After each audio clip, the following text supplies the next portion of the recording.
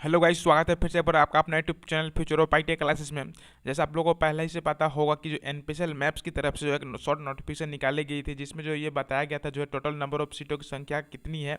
और उसमें ये क्लियर किया गया था कि इस फॉर्म को जो है कब से कब तक भर सकते हैं। लेकिन जो है डिपार्टमेंट की ओर से जो है अभी इन्होंने फुल नोटिफिकेशन में यहाँ से पब्लिश कर दिया गया है। तो आज हम लोग जानेंगे इस वीडियो में कि जो है कौन कौन बच्चे इस फॉर्म को भर सकते हैं, फिटर वाले ट्रेड के लिए कितने सीटों की संख्या, इलेक्ट्रीशियन जिस जिस भी ट्रेड है उसमें सीटों की संख्या क्या क्या है ना। उसके बाद जो है हम लोग जानेंगे कि यदि आपके पास आईटीआई भी है और आपने डिप्लोमा भी कर रखा है तो क्या जो है आप दो फॉर्म को अप्लाई करने के लिए एप्लीकेबल हो। उसके बाद जो हम लोग पूरा डिटेल्स जो है यहाँ पे इन्होंने पब्लिश कर दिया गया है, तो वो सारे पॉइंट को हम लोग जानेंगे एक।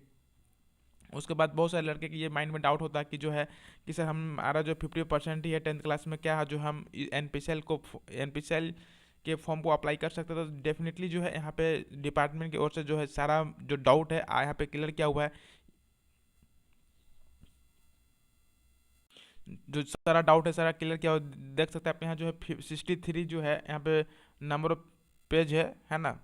तो सारा डाउट जो है आपके यहाँ पे डिटेल क्लियर किया हुआ है। तो हम लोग जानेंगे वन बाय वन करके, हम लोग जानेंगे जो है इस पीडीएफ में जो क्या इंपॉर्टेंट है आपके लिए, क्या कौन से पॉइंट को आपको ध्यान देना है। तो चलिए हम लोग देखते हैं। यदि इसका पीडीएफ आप पाना चाहते हैं तो इसके जो ऑफिशियल वेबसाइट में है वहाँ पे जाके आप डाउनलोड कर सकते हैं, नहीं तो जो हमारे डिस्क्रिप्शन बॉक्स में लिंक दिया हुआ है वहाँ पे जाके जो है आप इस पीडीएफ फाइल को डाउनलोड कर सकते हैं। यदि आप हमारे चैनल पर नए तो प्लीज़ हमारे चैनल को सब्सक्राइब कर सकते हैं।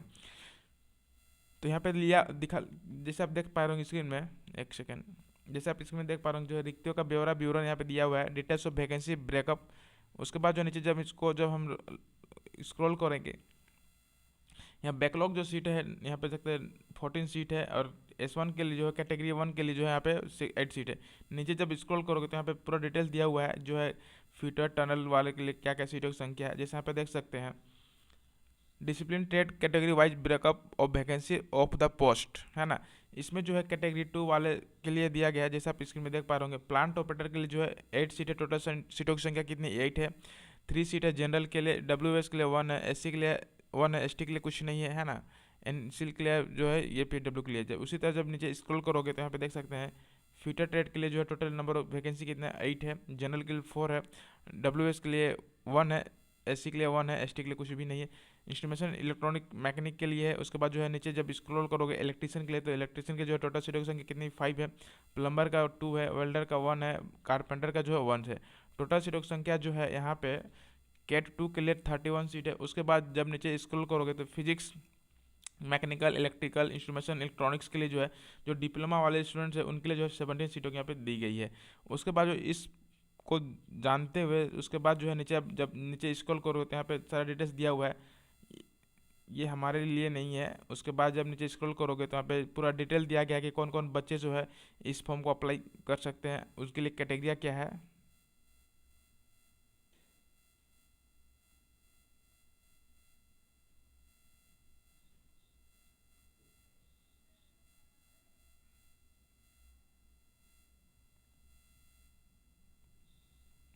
यहाँ पे देख सकते हैं एसेंशियल क्वालिफिकेशन एक्सपीरियंस, है ना। यहाँ पे लिखा हुआ है कैटेगरी 2 के लिए जो है प्लांट ऑपरेटर के लिए क्या क्या होना चाहिए। 50% न्यूनतम जो मार्क्स होना चाहिए आपका 50% होना चाहिए। उसके बाद जो है 12 होना चाहिए साइंस स्ट्रीम में। फिजिक्स, केमिस्ट्री एंड मैथमेटिक्स होना चाहिए मिनिमम 50%, उसके वहाँ भी होना चाहिए। उसके बाद जब नीचे स्क्रॉल करोगे तो फीडर ट्रेड के लिए जो है आपको न्यूनतम जो है कितना 50% होना चाहिए। मैं 10th क्लास में SSC, और फीडर ट्रेड में जो है 2 साल का आपको ट्रेनिंग होना चाहिए, जब इस फॉर्म को आप अप्लाई कर सकते हैं। उसी तरह जो है नीचे दिया गया है इंस्ट्रूमेंटेशन के लिए सेम है। उसके बाद है प्लम्बर, इलेक्ट्रिशियन जो भी है सारे लिए जो सेम प्रोसीड्यूर है वही है। उसके बाद जो जब नीचे स्क्रॉल करो तो यहाँ पे दिया गया है कि आपको जो है कैसे जो है एग्ज़ाम कराया जाएगा, क्या ऑनलाइन होगा कि CBT होगा, यहाँ पे सारा डिटेल्स दिया हुआ है। तो जब इसको आप नीचे स्क्रॉल करोगे तो यहाँ पे सारा इन्फॉर्मेशन दी गई है।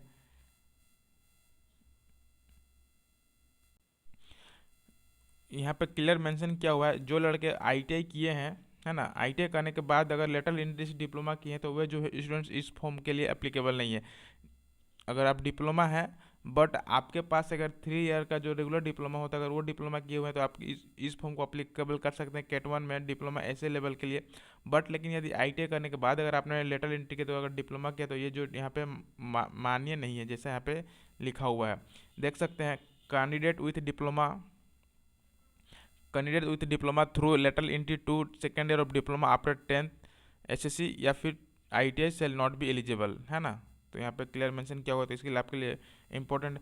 उसके बाद जो है मिनिमम वेट जो है, आप जब मेडिकल के लिए जाओगे तो ये वेरिफिकेशन, ये जो चेकअप होता है कि 45 kg मिनिमम होना चाहिए, 160 सेंटीमीटर आपका होना चाहिए। उसके बाद जो है यहाँ पे दिया गया है, देख सकते हैं, ये हम लोग के लिए नहीं है, जब एक सेकेंड। उसके बाद अगर यदि आप जब सिलेक्शन हो जाओ तो स्टाइपन के रूप में जो है आपको क्या मिलेगा, देख सकते हैं। स्टाइपन के रूप में जो है आपको यहाँ पे 20,000 जो है नेम ऑफ पोस्ट, वेतन मैट्रिक्स में प्रारंभिक वेतन से 7 केंद्रीय वेतन आयोग के अकॉर्डिंग जो है आपको फर्स्ट ईयर जो है आपको 20,000 मिलेगा। जब सेकेंड ईयर में जाओगे तो उसके बाद जो है आपको 22 यहाँ पे 22,000 यहाँ पे प्रति माह आपको मिलेगा, जैसे आप यहाँ पे देख सकते हैं। और वही जगह डिप्लोमा वाले स्टूडेंट्स है तो जो है फर्स्ट ईयर जो है आपको 24,000 मिलेगा। उसके बाद जो सेकेंड ईयर जो है 26, 6 महीना जो बाद बाकी जो आपको 26,000 मिलेगा।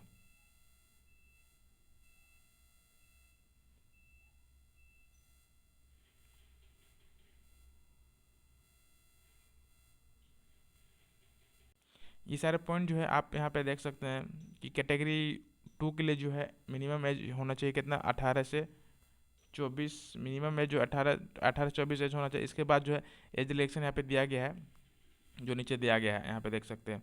एज इलेक्शन है, यदि आप SC ST से हैं तो 5 साल के लिए छूट है, OBC के लिए 3 साल के लिए छूट है ना। बेंच मार्क्स यहाँ पे सारा डिटेल्स दिया हुआ है, ये सब जो है आप अपने से पढ़ सकते हैं। अगर हम डिटेल्स पूरा करते हैं तो शायद जो है आपका जो लंबा बन जाएगा। लेकिन यदि आप सिलेक्शन होता है तो सिलेक्शन के बाद जो है आपको कलपक्कम में ही रखा जाएगा। लेकिन जो है भारत के किसी भी भाग में आपको सेवा करने के लिए जहाँ जरूरत पड़ेगा आपको, जैसे रावत भाटा हो गया, का नरोरा हो गया, मुंबई तारापुर हो गया, तो जहाँ भी अगर आपको रिक्वायरमेंट है वहाँ पे आपको भेज दिया जाएगा। बट फिलहाल जो है यहाँ पे आपको मद्रास स्टेशन पे ही रखा जाएगा, लेकिन अगर जहाँ ज़रूरत होगा वहाँ पे आपको फिर से भेज दिया जाएगा।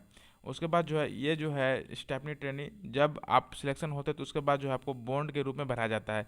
यदि कैटेगरी 1 हो तो आपको जो है 4,47,000 का जो है आपको बॉन्ड बनवाया जाता है। उसके बाद जो है अगर आप कैटेगरी 2 में सिलेक्टेड होते तो जो है आप यहाँ पे देख सकते हैं 5,07,000 का फॉर्म यहाँ पे आपको बॉन्ड बनवाया जाएगा। उसके बाद जो है यहाँ पे जैसे आपको पता ही होगा, जो इस फॉर्म को अप्लाई करने के लिए यदि आप सिलेक्शन लेना चाहते हैं तो इसमें जो 2 स्टेज में एग्जाम होता है, स्टेज 1 स्टेज 2 एग्जाम होता है। स्टेज 1 में जो है आपको क्वालिफाई करना पड़ता है, जहाँ पे लिखा हुआ है यदि आप जनरल में हैं तो आपको जो 40% लाना होगा। वही अगर आप SC ST OBC है तो वहाँ पे जो है आपको 30% लाया जाएगा। यहाँ पे क्लियर मेंशन किया हुआ है। ये जो है केवल आपको स्क्रीनिंग के लिए, शॉर्टलिस्ट के लिए है। लेकिन जो है ये सेकंड स्टेज पेपर जो है आपको 50 क्वेश्चन होंगे, उसमें जो है आपका ट्रेड से रिलेटेड क्वेश्चन होंगे। जैसे आप यहाँ पे देख सकते हैं लिखा गया है, यदि स्टेज 1 में 20 नंबर मैथ का होगा, 20 नंबर साइंस का होगा, 10 नंबर आपका जो है जनरल अवेयरनेस का होगा, जैसे आप यहाँ देख सकते हैं। उसके बाद जो है परीक्षा का जो टोटल मार्क्स कितना होगा, 150 का होगा। परीक्षा में जो है टोटल मार्क्स कितना होगा, अधिकतम मार्क्स 150 होगा। लेकिन क्वेश्चन के नंबर कितने, 50 क्वेश्चन है, तो आपको जो एक क्वेश्चन का मार्क्स जो है आपका 3 मार्क्स होगा, 150। अगर आप गलती करें तो 1 मार्क्स आपका कट जाएगा। यहाँ पे सारा डिटेल्स दिया गया है।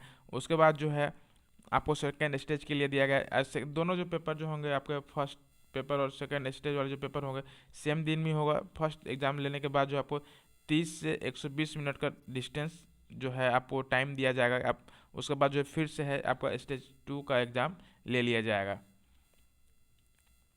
यहाँ पे देख सकते हैं कैंडिडेट को क्वालिफाई करने लिए जो है EOR के लिए कितना 40% और SC OBC के लिए जो है आपको कितना 30% आपको स्टेज 1 में क्वालिफाई करना होता है, तभी जाके जो है आप स्टेज 2 एग्ज़ाम दे पाओगे।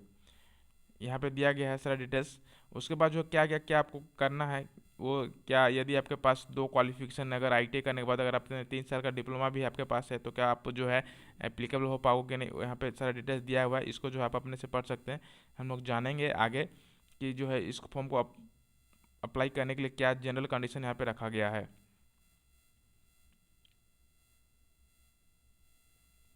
इस फॉर्म को कैसे अप्लाई करना है ये जो हम आपको फिर से बता देंगे, है ना, कि इस फॉर्म को कैसे अप्लाई करना है। तो आप जो है अगर अपने से भरना चाहते हैं तो www.npcl.com में जाके फिर कैरियर में जाओगे तो वहाँ पे जो है अप्लाई करने के लिए ऑप्शन आता है, उसमें क्लिक करके जो है आप अप्लाई कर सकते हैं। इस जो फॉर्म जो है आपका 14 दिसंबर से है, 10 बजे शुरू हो जाएगा। फिर जो इसका जो लास्ट डेट है आपका 5 जनवरी होगा, है ना। इसका जो है यदि आप कैट 2 में फॉर्म भरते हैं तो आपको जो 100 रुपये एग्ज़ाम फी लगेगा। अगर कैट 2 में है, कैट 1 में है तो आपको जो है 150 लगेगा। कैट 2 में है तो आपके लिए जो 100 रुपये एग्ज़ाम फी लगेगा। अगर कैट 1 में है तो आपको जो है 150 एग्ज़ाम फी देना पड़ेगा, है ना। चलो डिटेल से उसके बाद जो जनरल कंडीशन जो है इसको आप अपने से पढ़ सकते हैं कि इसमें क्या क्या कंडीशन है, रखा गया है नहीं रखा गया है ना। यदि यहाँ पे क्लियर मेंशन है, यदि आपके पास अगर ITI करने के साथ साथ अगर आप डिप्लोमा भी अगर आप किए हैं 3 साल का, तो जो है आप ITI लेवल पे भी फॉर्म को भर सकते हैं। उसके बाद जो है डिप्लोमा लेवल पे भी फॉर्म भर सकते हैं। यहाँ पे क्लियर मेंशन किया हुआ है ना, दिक्कत तो नहीं है। यदि इस वीडियो के रिगार्डिंग अगर कहीं पे भी आपको डाउट लगता है कि क्या होगा नहीं होगा, तो प्लीज़ आप कमेंट बॉक्स में कमेंट्स कर सकते हैं, है ना। ये जो है आप ये बहुत इंपॉर्टेंट है, इसको जो है आप पढ़ सकते हैं। जनरल कंडीशन है, जनरल कंडीशन में क्या क्या दिया गया है वो सारा डिटेल्स आप एक बार PDF डाउनलोड करके पढ़ सकते हैं।